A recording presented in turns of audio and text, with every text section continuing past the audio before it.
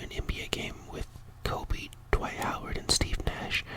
And Kobe, he didn't score any points the first half. They were down by 20, and then he came back in the second half and scored like 30 to win the game. So that's when I fell in love with Kobe. But I'm excited for this new era with LeBron. But with that being said, disclaimer, yes, I am a Lakers fan, so of course there will be bias, and I do hope that we get some of the top names.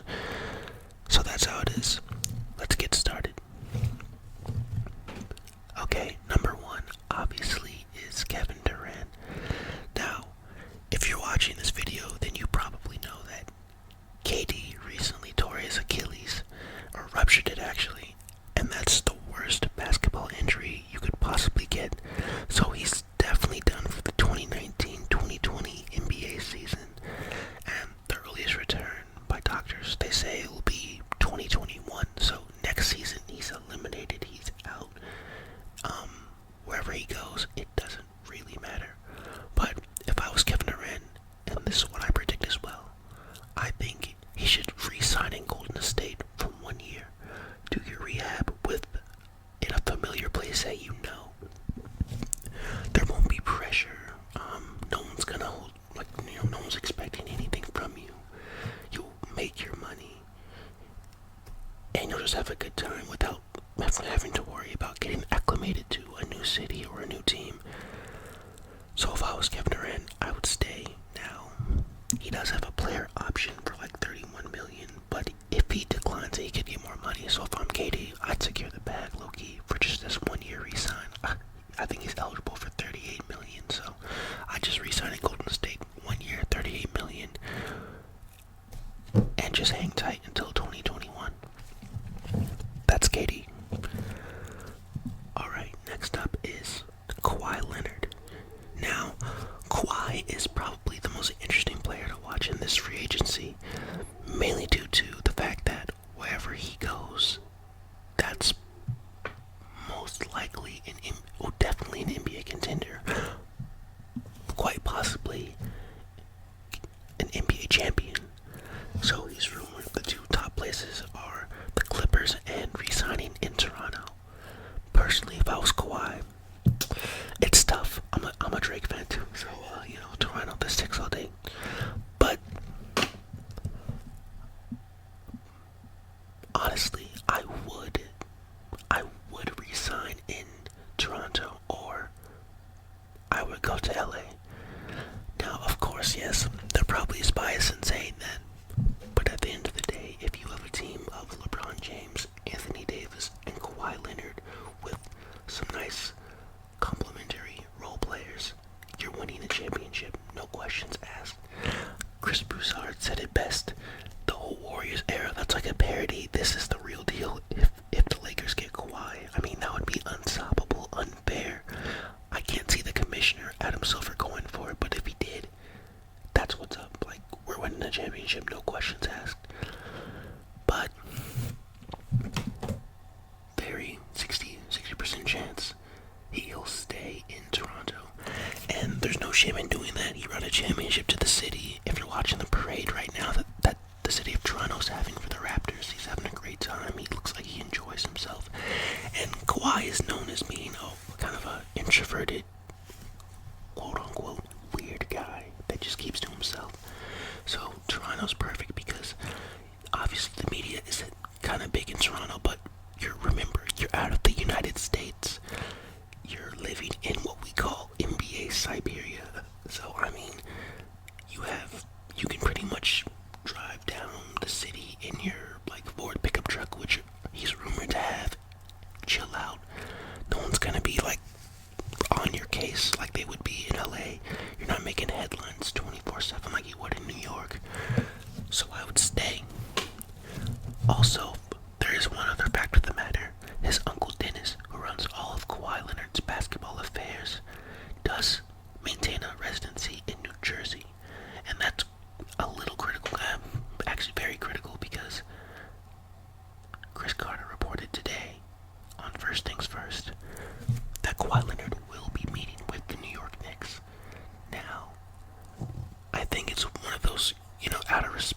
slash courtesy meetings, but Uncle Dennis, he's the one who was integral in persuading Kawhi to get out of San Antonio and go to, or just be traded, and it just happened to be the Toronto Raptors. So don't ever doubt the power of Uncle Dennis, because Uncle Dennis decides a lot about Kawhi Leonard's future. So the Knicks, I'd say it's like a 10% chance he goes to the Knicks, because at the end of the day, the Knicks, the only real piece they have moving forward is Kevin Knox, maybe Dennis Smith Jr., but nothing that like gets you out of bed, right? So if I'm Kawhi, I take the meeting, see what they have to offer. We know KD's not going there for at least a year. There's no point in leaving now. And I know Adrian Wojnarowski recently reported that Kawhi Leonard is open to signing a short-term deal in Toronto. Now, that could be very interesting because that would keep the Raptors at a contending level. But if you told me to make a decision today, then he resigns in Toronto. Short-term deal. Alright, moving on to Kyrie Irving. Now, Kyrie Irving, I feel like his value has kind of dropped tremendously since the start of last season. I mean, everyone knows he's not capable of leading a team. He's a bad teammate by all accounts. Not on a personal level, but just on a like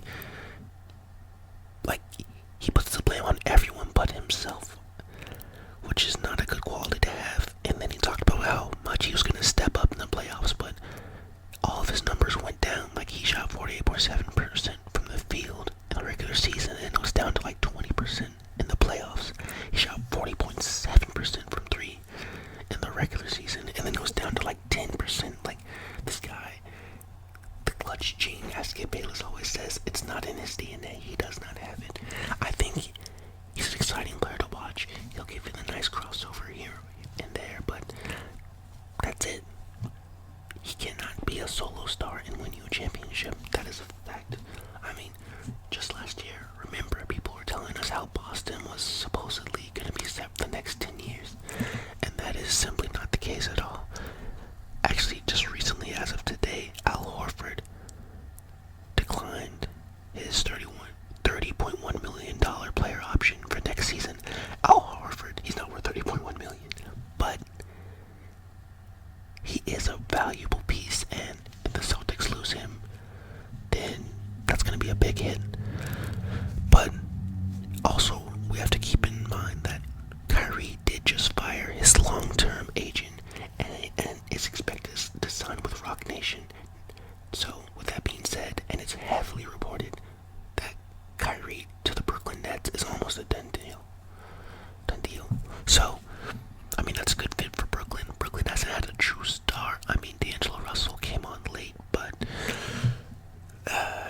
it's apples and oranges. I feel like Kyrie is a 1A player based on talent. D'Angelo Russell, deloading, is a 1B, 1C player. Like, I don't think D'Angelo Russell will be offered the max by Brooklyn, especially because there is a chance that Kevin Durant could go there. Very unlikely, but there is a chance. So they'll keep that salary cap open. But again, if I made a decision today, Kyrie will be a Brooklyn Net. And I know everyone's saying, oh, he'll come to the Lakers, but as a Laker fan, he'd be a great fit with LeBron, but I don't. I'd rather have Kemba Walker, low-key. Low-key, it might be high-key. I'd rather have Kemba Walker. And I can't see him doing that because, like, when does little bro ever go back with big bro after he tried to leave little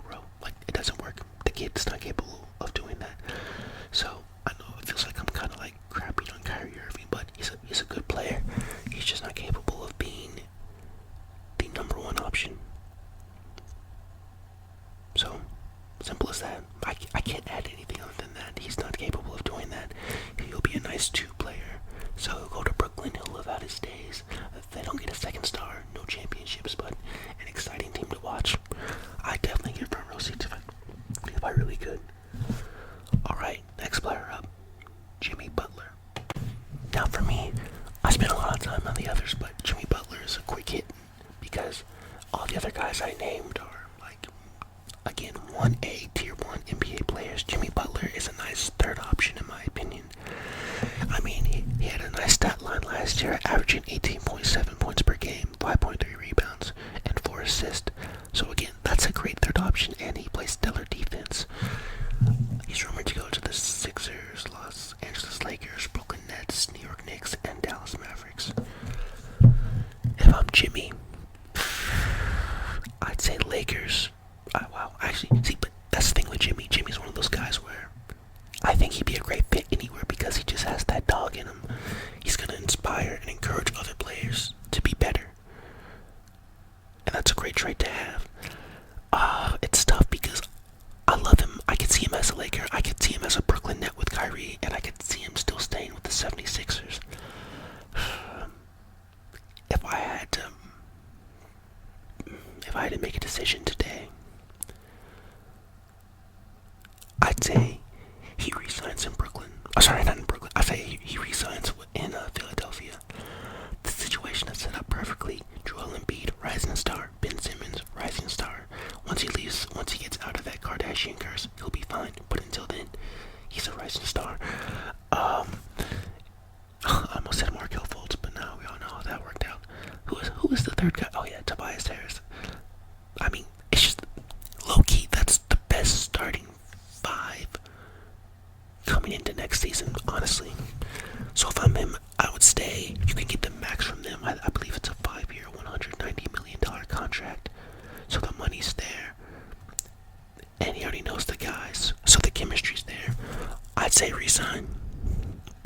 Alright, up next is Kemba Walker. Now, I don't want to really give away where I live and stuff like that, but I live in that area of where Kemba Walker plays. I'm not saying I live in the state, but I live near that area, right? So with that being said, I love Kemba Walker. I love his game. I love his personality. He's a no-nonsense guy. He's not going to be out here on the tabloids, running his mouth about stuff. He's one of those guys where he just plays and gets it done. And that's a style that I can definitely support. Now, I know he recently made a comment saying that he'll take less money to re-sign in Charlotte. Now, that's a little crazy to me because Charlotte hasn't won anything ever. They didn't even make the playoffs this year. They've made it twice, I believe, in his 9 or 10 year career there. If I'm him, I'm sorry, but I gotta leave. I gotta leave the Hornets. He averages 25.6 points per game, 4.4 rebounds, 5.6 assists, 43% from the field, and 36% from three-point range. The guy's clearly balling. He's only trending upwards, and I believe he'd be a great fit with LeBron. We need a ball handler. We need someone to take the pressure off of LeBron James, so LeBron can come off of picks. And remember, LeBron is kind of old now. 35? So his days of controlling the offense and playing lockdown defense is probably over. He'll still be clearly the best player on the team, an integral part, because LeBron he's kind of like Cristiano Ronaldo. If you watch soccer, he moves in spurts. He can't give you everything he used to, but he can give you enough to where if you see the stat line, you're like, oh man, this guy is still producing. So again, I'd love to see him with the Lakers. Remember, he is from the New York area. I believe he grew up in Brooklyn. So the Knicks, Nets, and Dallas Mavericks are also on his list.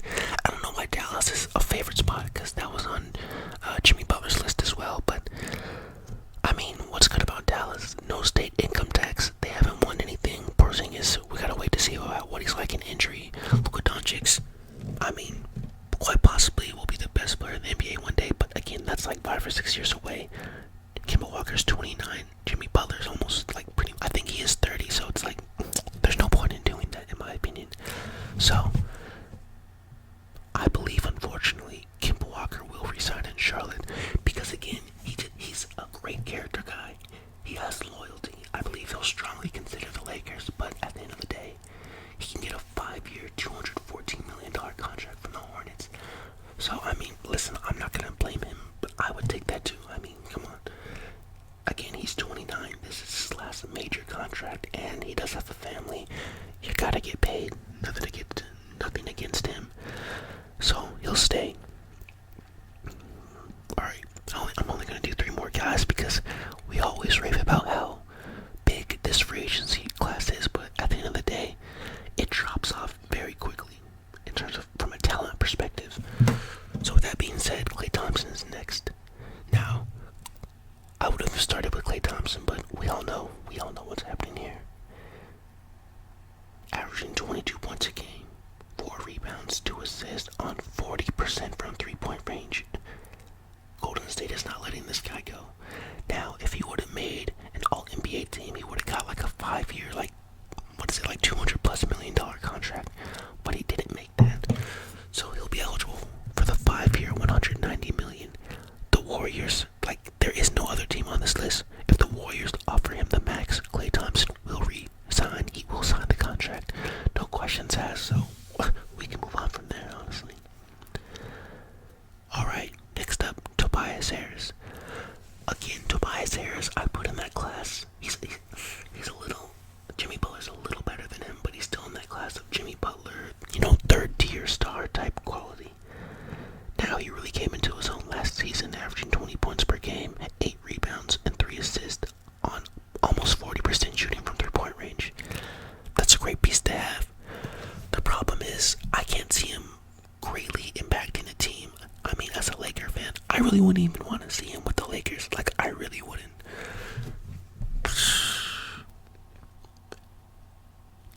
I'm really thinking about this guy. I'm really thinking, no, I would not want him on the Lakers. He's rumored to go to the Nets, Mavericks for some reason, and the 76ers. Again, if you made me choose today, sitting down right here, he resigns with the Sixers. I just don't see his options are limited. He's one of those guys that you go after once all the big dominoes have fallen. Once we see KD, Kyrie, all those guys get off the board. So, again, if I had to decide right now, he'll resign with the 76ers. I mean, they're crazy enough to probably offer him the max because they know Philly's not going to start for a while. Yes, you're going to lock up Ben Simmons, you're going to lock up Joel Embiid, but after that, and you're going to hopefully, Lord willing, you'll keep Jimmy Butler, but after that, you're not going to get a marquee player. You can't convince a marquee player to go there. So you might as well keep what you have and hope that all of these guys improve because at the end of the day, they are still young. Tobias Harris is only 26. I mean, Joel Embiid is low-key still a kid. So was Ben Simmons. So, just keep it steady with what you have. Alright. I'd say for me, this is probably the last guy I'm going to do because, again, from a talent perspective, it drops off a little bit. I'm including this next one because he did make an all-star team, and he is crucial for this one team if he goes there. And the guy I'm talking about is Chris Middleton. Now, this guy is a sharpshooter. He's a guy that you want on your team, and he would be a perfect fit with LeBron, averaging 18.3 points per game this season, 6 rebounds, 4.3 assists. He's rumored to be interested in going to the Bucks, re-signing there, Dallas Mavericks, who would have thought, and the Los Angeles Lakers. Now, he's worth mentioning for this reason. If he leaves the Bucks, then that means Giannis has no one. He has no help. And that's going to be a pivotal move going forward. Chris Broussard said it best. Giannis is like the younger version of LeBron James. He's always going to be knocking at the door. He'll be close to making NBA Finals just by sheer will alone because he's that type of talent. He's that type of talent where he can carry a team to almost the promised land. But he just doesn't have enough. He needs help. Chris Middleton is that help, in my opinion. Chris Middleton, again, a sharpshooter, and he's capable of giving you 20 on a nightly basis. And his defense is solid, and he's only 27. If he leaves the Bucks, Giannis will never make an NBA Finals, at least for the next 2 or 3 years, because no one's coming to Milwaukee, bro. Let's be honest, no one is coming to Milwaukee. It stays at like negative 20 degrees up there. No disrespect to all the lovely people in Wisconsin, though. Aaron Rodgers is my guy. You beat my picture, my avatar picture or whatever, my profile pic on YouTube. I'm actually wearing a Packers beanie, so I mess with Wisconsin and Green Bay and all that stuff, Milwaukee, so respect.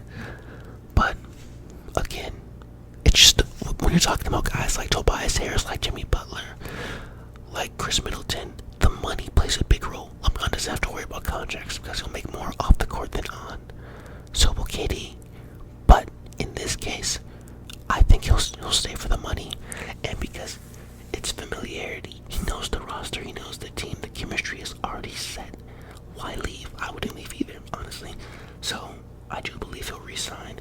Again, it's one of those guys where if the Lakers whiff on every of all the big dominoes that are falling, that will fall, then you go after Chris Middleton. I believe it won't come to that. I believe we do have a shot in getting someone, maybe. But if we don't, we'll definitely be knocking on his door, and he'll give us strong consideration. But at the end of the day, Milwaukee can offer him more money, and he views Milwaukee as stability. I believe he'll resign in Milwaukee. Alright, that's just a quick roundup of the NBA free agency. Also, if you watch my first video, I do mention basketball is my second favorite sport. I consider myself very knowledgeable on it because, before this, I was watching, like sports debate shows, which are always fun. Soccer is my number one sport, so in the future, I will be making a video detailing the soccer transfer news, which is also very intriguing.